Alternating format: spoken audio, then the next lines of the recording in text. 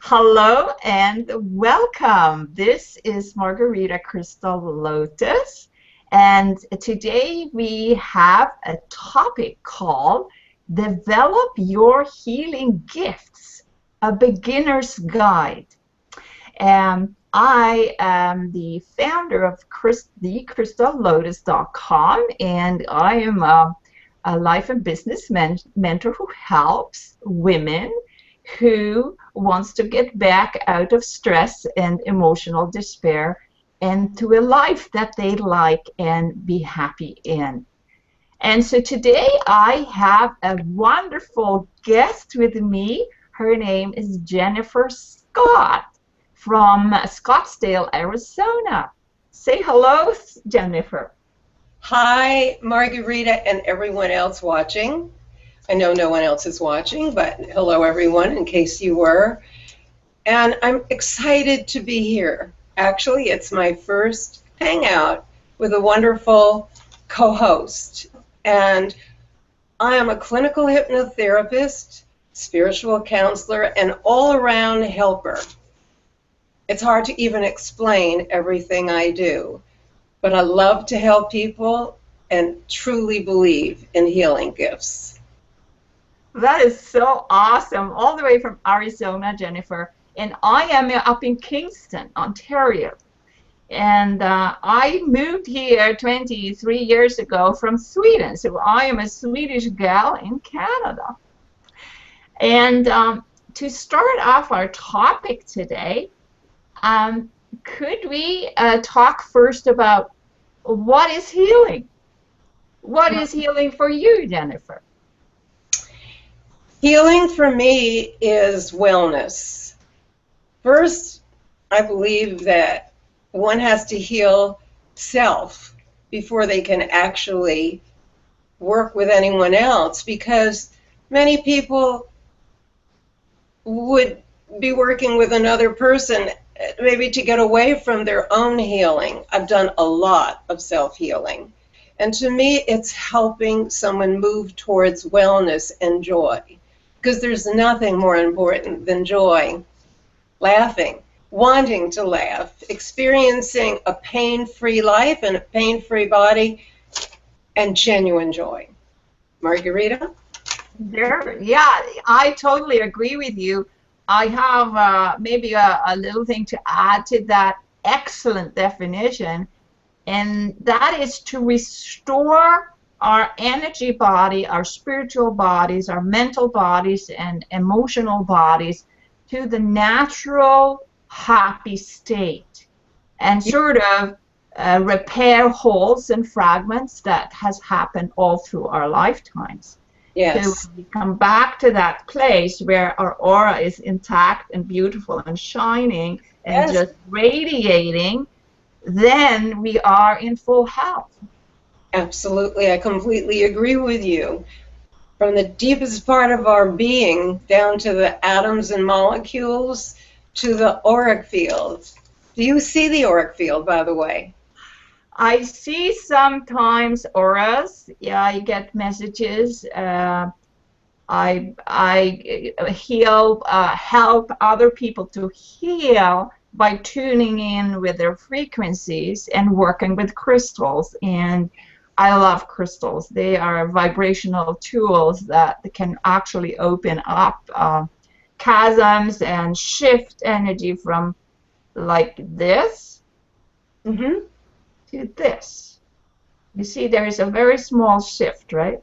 And so energetically wise, if we do these kind of shifts inside, then the person themselves can actually see it, feel it, experience it. Oh, I didn't see that. I now know.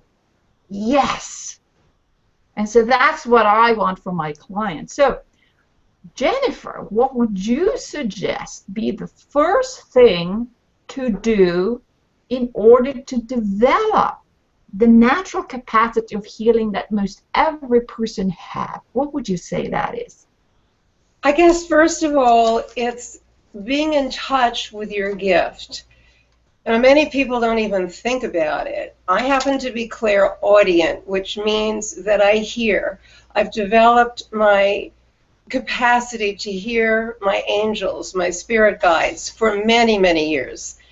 And I'm developing other parts of my healing gifts. Many people don't know what they are. So, to me, the best way is to go inside, to meditate, to breathe in a rhythmic way, which I know you teach, I also teach, and to ask and to contemplate and to want to discover, because our guides are always waiting for us to ask questions. It's the best way. Once you know, you can develop those gifts, but first you have to know. Everyone has them. I agree with you, Jennifer, that attention to your inner self is the way to actually develop it. It's like, I have to stop all my thoughts here in the mind, come into my heart, and then listen. Most people don't really know what listening is. They think that they're listening to the radio and doing multitasking. That is not listening. But to actually listen, so what I do is I use crystals, right? And I teach my people having a crystal, holding it in front of the fingers, and can you feel that energy? Like, that's the first thing about healing, how I approach it. I guess the best way for me to meditate, and what I teach my clients, more than anything is to sit in nature with eyes open and be still, and to look and feel connected. Maybe there's a bird that whizzes by and you can hear the sound of its wings. Maybe you see the sunlight shimmering on a leaf. You connect with nature, and before you know it, you're hypnotized. You must want that, though. You must want that stillness, which will quiet the conscious chatter that we all have. That's the beginning. And my clients love it, because many people find it difficult to close their eyes in meditation or hypnosis because it's easier to hear all the chatter. But in nature, you just feel a presence of something greater than you are. Margherita? That's a very, very lovely way of describing that. And I think that's what most spiritual traditions are trying to achieve, to still the mind and actually tune in with what is in this present moment. So it's not any different to develop your healing gift to that of going on a spiritual path and doing spiritual practices. The healing gifts appear when you have the capacity for them as you go along on your spiritual path.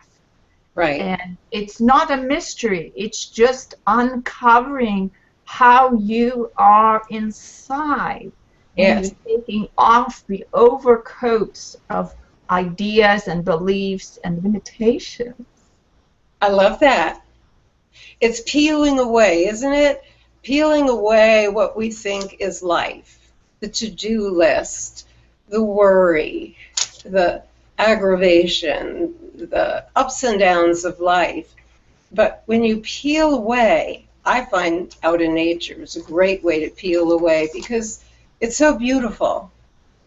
Even what many people think is ugly in nature has its beauty.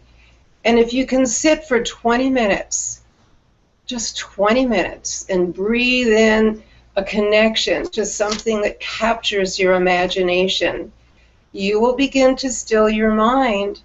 And that's an opening, an uncovering, a peeling away to find out who you really are and what your gifts are. You have them. Absolutely. And maybe there's one main gift, but there's no question that we are all born with gifts. Don't you agree, Margherita? Oh, definitely.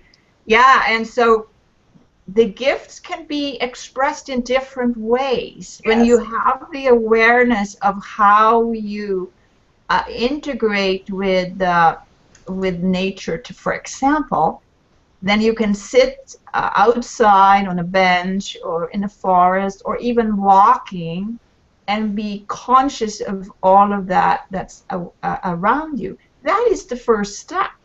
But Yes. but the second step, I think, is to develop, okay, what is the gift that you feel drawn to develop? Is it Yes. to see things? Is it to help other people? Is it to do some kind of art? It doesn't necessarily need to be like a therapist. You know, many people are healing, helping other people to heal by just being there, That's going to volunteer work, or even talk to somebody on the subway. That's true. I completely agree with you about what you're drawn to. Some people are drawn to music. Some people are drawn to movement. Some people are drawn to people, as you say, just being with people. There are many ways to connect, and it's important that you don't limit yourself. You don't think, as many people do, well, I have nothing to offer. I have no idea. Other people do, but I don't. But you do. Truly, you do. See what you're drawn to. Listen, what captures you? You'll see, you'll find. And then you can develop. Right, Margarita? Isn't Yes, that the way? it's like this. My little sister, my baby sister, she's in Sweden. She's a ballerina, very accomplished, by the way. But she, when she moves, she's retired now and have two little girls. Uh-huh. But every time I watch her performances, she expresses in the body all these things that is her gift. She was so passionate. I mean, she's teaching now, but she just embodied her passion inside of her work. And I think by being so clear in the poses and, you know, the hand movements and the body movements, she transmitted that passion to other people who was watching, and that is healing for people. But even though Absolutely. you're not a ballerina or something like that, you can be a star in what are passionate about. Exactly. I'm just thinking about my sister now, who lives in San Rafael, California. And she's never thought she's had any particular gifts, but she does, and she's developed her love and passion for gardening. She has the most beautiful garden, and that is how she's developed. She also loves to decorate a table with natural beauty, like flowers or maybe a crystal. And people are always drawn to her garden and to her home. And she's developed those gifts late in life, but they give her such pleasure. And you'll find that as you discover and develop your gifts, you have enormous pleasure, whatever they are. Just like what you expressed about your baby sister, Margherita. It's so pleasurable to experience it and to share it. I want to ask you, Jennifer, how did you start out? When did you discover that you had healing gifts? Probably when I opened my channel, my spiritual channel. Now that's a word that many people don't like or don't use. I absolutely believe that we all have a channel, meaning that we have a spiritual stream of intelligence that's inside of us. The same part of us that created us. That's our autonomic system. So I began when I was in a desperate place, many, many years ago. I used to play piano and sing in clubs in New York City. I couldn't get jobs anymore because I didn't make the transition to digital music. I played acoustic piano, and my audiences hated my music. It was very painful. I was also evicted from my treasured apartment in Greenwich Village in New York City. I didn't have a man in my life at that time. I didn't have money. So it was truly the dark night of my soul. And I never talked to God. God was never a part of my life. But I was in that apartment all by myself, and I burst into tears, fell on my knees, and prayed with all my heart for God to help me. And I believe that we're meant to do that, to surrender to God, even though I had no idea what that meant at the time. And as I did that, and after that experience, it's as though a curtain lifted off of me, who I thought I was. I heard my angels speaking to me. I saw colors that looked like the aurora borealis. I opened to God's light, to spirit. And that was the beginning.